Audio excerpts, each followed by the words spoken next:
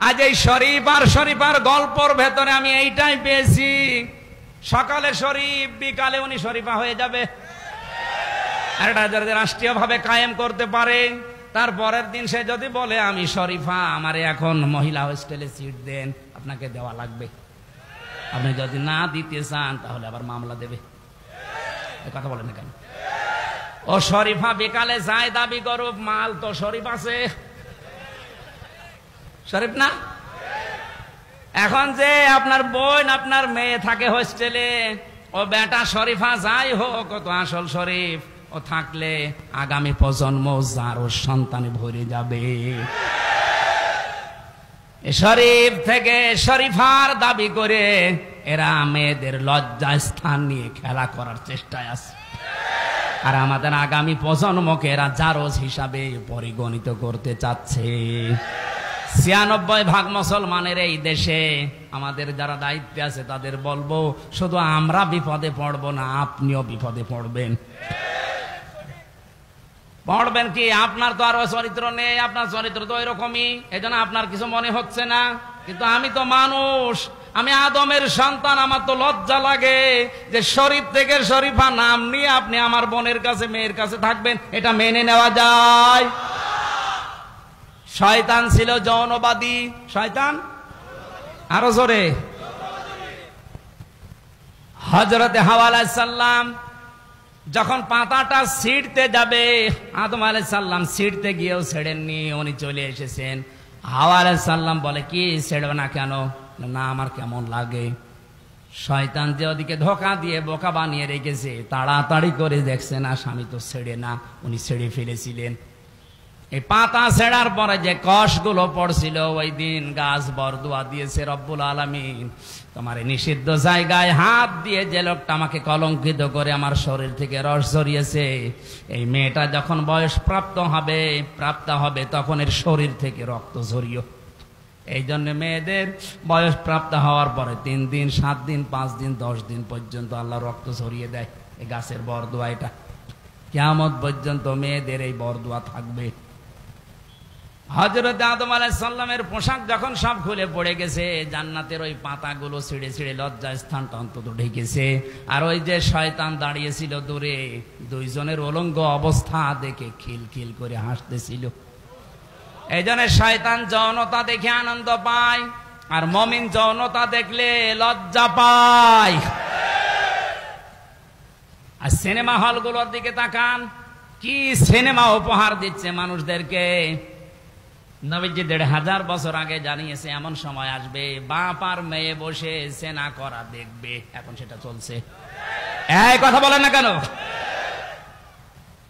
আল্লাহ পাক বলেন, যাও নেমে যাও, এখানে আর থাকা যাবে না। ওনাদেরকে নামিয়ে দেওয়ার পরে আমার আল্লাহ আদম আলাইহিস সালামের মন খারাপ দেখে যে আমার কি হবে এখন, আল্লাহ বলেন কোনো চিন্তা নেই, ফাইম্মা ইয়াতিয়ান্নাকুম মিন্নি হুদা, যুগে যুগে আমার পক্ষ থেকে হেদায়েত যাবে, কোনো চিন্তা নেই, কোনো ভয় নেই। যদি এই হেদায়েত অনুসরণ করতে পারো, যেখান থেকে নামিয়ে দিলাম আবার এই জায়গায় নিয়ে আসবো। তাহলে আমাদের ওই বাবার বাড়ি যদি ফেরত যাওয়া লাগে, কাজ করা লাগবে কয়টা? এই যে কোরআনের অনুসরণ করা লাগবে, কারণ এটাই সর্বশেষ হেদায়েতের বাণী। এটাতে যা আছে এটা যদি আমরা অনুসরণ করে অনুকরণ করে জীবনটা চালাতে পারি, এই একটা কাজে আবার জান্নাতি। আর এই 500 যে শরীয়তের বিধান আছে, এগুলো যদি কেউ মানতে চায় একবারেই মেনে ফেলবে, বিষয়টা এমন না।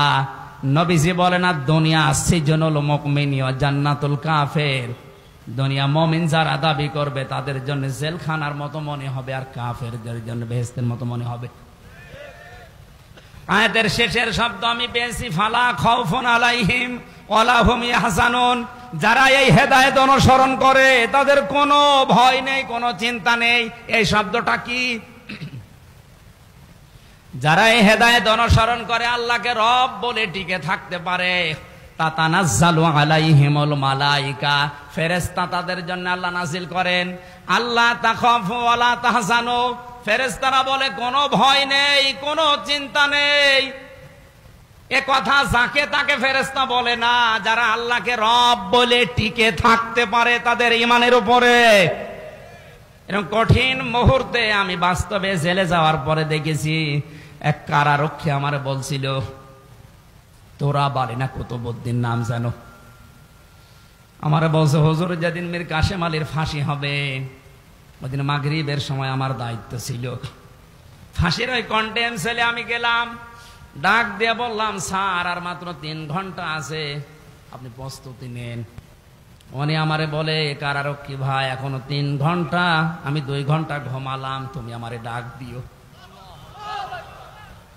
এই যে কোরআন আমার সামনে, আল্লাহর কসম কারারক্ষী যা যা বলেছে আমি ওইটাই বলছি। আমারে বলছে, হুজুর দেখলাম ঠিক 2 ঘন্টা ঘুমিয়ে গেল।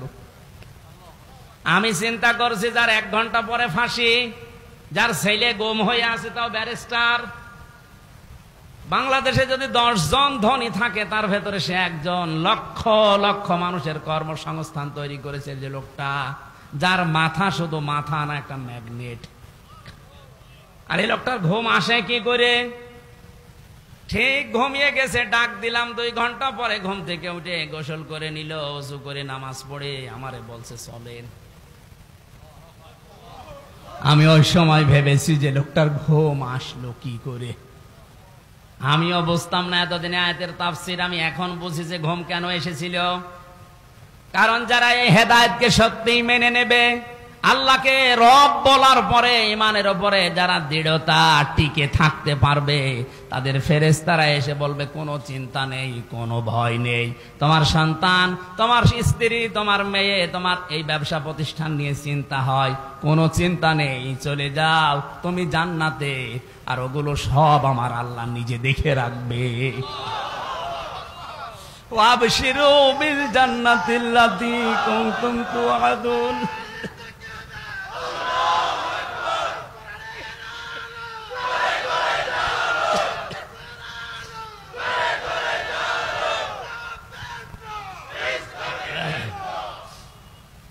বাস্তবতা এইটা। আমি 3 বছর আটক অবস্থায় না থাকলে অনেক কিছু জানতাম না। এই আয়াতগুলো আমার বুঝে আসতো যে মানুষের ঘুম আসে কি করে। বলেন তো, সময় ছেলে হারিয়েছে, গুম হয়েছে, সাধারণ ছেলে না, ছেলে ব্যারিস্টার, বুঝতেছে? তাও আমার মতো সাধারণ হামজা হলে তো হয়তো লক্ষ লক্ষ মানুষ কর্মসংস্থান তৈরি করেছে। লোকটা তার মেধা তো মেধা না, আমার মনে হয় তার মাথাটা একটা কম্পিউটার ছিল। এইরকম মানুষের ঘুম আসছে কি করে? আমারই যদি 2টা মেয়ে নিয়ে একটা বউ নিয়ে ঘুম না আসে, আমার তো আর কিছু নেই, শুধু এইগুলোই। আর তার এত বড় বিশাল সাম্রাজ্য, তার ঘুম আসলো কি করে? অবশ্যই আমার আল্লাহ তাতানাজ্জালু আলাইহিমুল মালাইকা, ফেরেশতা পাঠিয়েছিলেন, নাই তো ঘুম আসার কথা না। জেলখানায় সবচাইতে বেশি চলে, সবচাইতে বেশি চলে ওখানে ঘুমের বড়ি, কারণ ঘুম আসে না। হাজারো মানুষ এই বড়িটার উপরে ঘুম আসতে যায় না, যেন বড়ি খেতে আসে। আমি যে কত বড়ি খেয়েছি আমি নিজেও জানি না।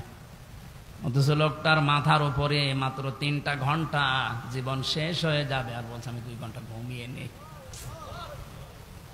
এজন্য এই হেদায়েতটা যদি আমরা এখনো মেনে চলতে পারি, আবার যেখান থেকে আল্লাহ আমাদের নামিয়ে দিয়েছিলেন, উনি কথা দিয়েছেন ওখানে ফেরত নিয়ে যাবেন। আল্লাহ আমাদেরকে যেন মেনে নেওয়ার তৌফিক দেন। আমি শেষ করে দিচ্ছি। বাস্তবতার দিকে তাকিয়ে আমার কণ্ঠ, শরীর সবকিছু তাকিয়ে শেষ করলাম। হাজার হাজার কথা এক একটা আয়াতে আছে। আগামীতে কোনো জায়গায় যদি আশপাশে আসি, এর পরের আয়াত থেকে শুরু করবো। বারাকাল্লাহু তাআলা। না, আমার এই কণ্ঠ বা গলাত পারছে না। আল্লাহুম্মা আমিন। রব্বানা যালামনা আনফুসানা ওয়া ইল্লাম তাগফির লানা ওয়া তারহামনা লানাকুনান্না মিনাল খাসিরিন। রব্বুল আলামিন, কুমিল্লা জেলার বিপাড়া নাই ঘর কেন্দ্র ঈদগাহ ময়দানের দিকে তাকাও। হাজার হাজার বান্দা বান্দি কোরআনে শোনার জন্য চাতক পাখির মতো বসে আছে। কোরআন শোনার জন্য, বোঝার জন্য যারা এত পাগল, এদেরকে তুমি কোরআনের হেদায়েত দিয়ে দাও। এ মাহফিলের আয়োজন যে যুবকগুলো করেছে, এই যুবকদেরকে যে মা পেটে নিয়েছে, মায়ের পেট তুমি খাদিজার মতো বানিয়ে দাও। রব্বুল আলামিন বাবা আদম থেকে পর্যন্ত যত মানুষ কবরে আছে কবরটা জান্নাত বানিয়ে দাও।